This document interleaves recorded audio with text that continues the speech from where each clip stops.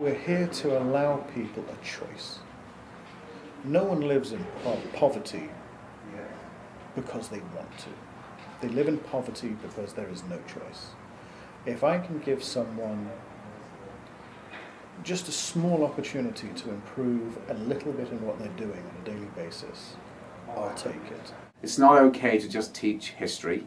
You have to give students a chance to be historians. And it's not okay to teach chemistry. At some point, they have to be chemists. I've got students who I graded as juniors and struggled with their essays. Watching them shine in this class is a pleasure. And so it provides some students with an opportunity to excel outside of the traditional classroom focus that they wouldn't have necessarily had.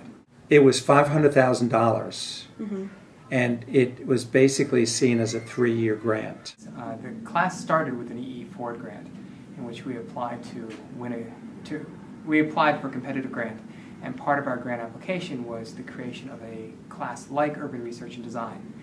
And what we really wanted to do was create a class that would redesign the senior year. It would create a classroom without walls, and would try to change the way seniors express their understanding and their knowledge. I know you have a grant right now, but that's going to run out soon. What do you plan to do when that happens? Oh, that's easy. That has an easy answer. So because the school has committed to this type of learning and making this program a central feature to our mission, our educational mission. After the grant runs out, they've already determined that it'll be part of overall operating costs. So the school has already planned out, they've done enough planning to make sure that the position and the program can be maintained. Well, Mr. Fletch was brought in to really support the teachers' work. So in terms of making contacts and following up, and she's the kind of face of the City as Our Campus program in the community. And you know, because I wouldn't be able to do that effectively when I'm kind of in charge of the overall academic program as well. So she's more directly involved with like our community partners and things like that. If you have projects you want to do with the community, you could apply just if you were applying for a grant and get the money that you need to do that stuff with. So how did you get started working with Winchester Thurston? Through Sally Lovner. Her father's warehouse is right next door to us. The one that lives the longest is the one that's been in Braddock, Pennsylvania, which grew out of a vision Sally Lovner had to try and test some of the theories of urban renewal and development by building on connections that her family had to Braddock, Pennsylvania. And what came out of that were several student projects last year connected to early childhood education, connected to poverty, connected to sustainability, and ultimately a wind-term course. We got a call from Sally saying that, you know, because she knows this area, she wanted to do a senior project about Braddock. You know, do we have any ideas? So basically, it was all through Sally. She started talking about a possible volunteer program with the seniors. And then that snowballed, this experience there planted seeds that then snowballed during the senior year, and the Braddock portion of this course has gotten larger and larger and larger. So I'd argue that's very, very successful, and you know, honest truth, I had very little to do with that. I just simply administrate with students. So even this year, even though I know the people in charge of the Braddock agencies, it's the students' energy that drives the project. Yeah. But of course, you know, we're part of a living and breathing city, and new ideas come up all the time from teachers.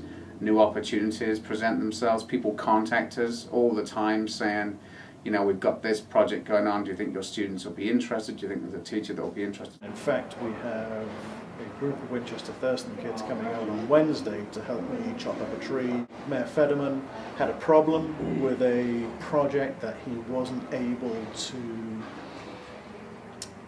He either didn't have the resources, the knowledge, or the people behind him to be able to do it. Came to us. I made a few phone calls and were able to start that project. We've got partnerships now, like with the people at Braddock and some of the people at Carnegie Mellon University and things like that, and University of Pittsburgh, that we want to foster those too. We deal with a very disenfranchised community that feel like they've not been included.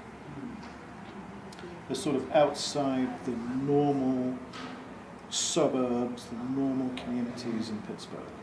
So when anyone comes into this area, they're viewed with certainly suspicion and sometimes hostility. we have talked a lot about what you guys are doing. You know, Mayturn was a great example. We had several neighbours the first day or two watching what you guys were doing and asking us, you know, why are they coming in here, what are they doing? And by the end of it, they were getting cookies.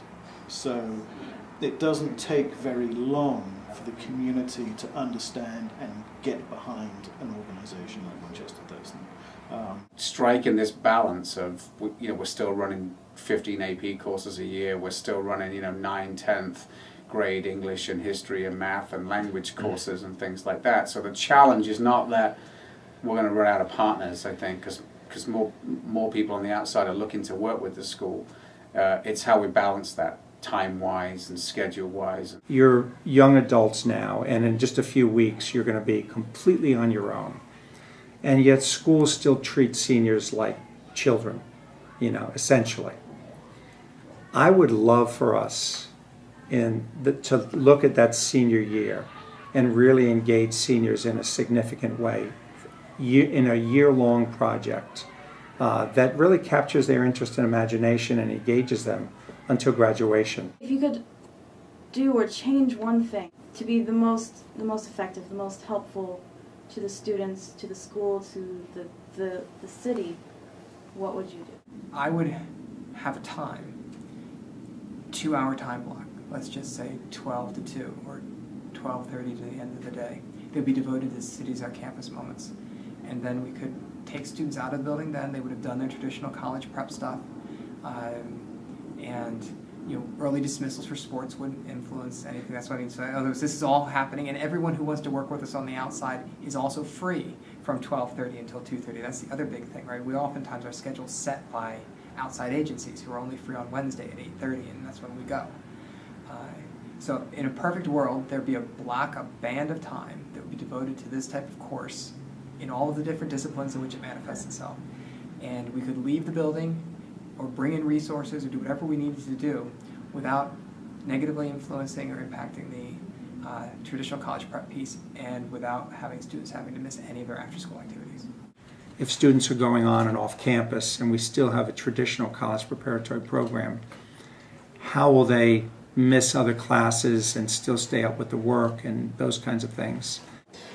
You know, I think the goal would be a sort of seamless integration of the program. I think that what we're doing right now is doing a lot of, you know, doing a lot of interesting programs and we're taking on a lot of projects, but again, we're still juggling a lot of balls. We do, you know, 15 AP courses and we've got athletics and we've got dramatic productions and things like that, and we're trying to do everything. And I think if we could find a way of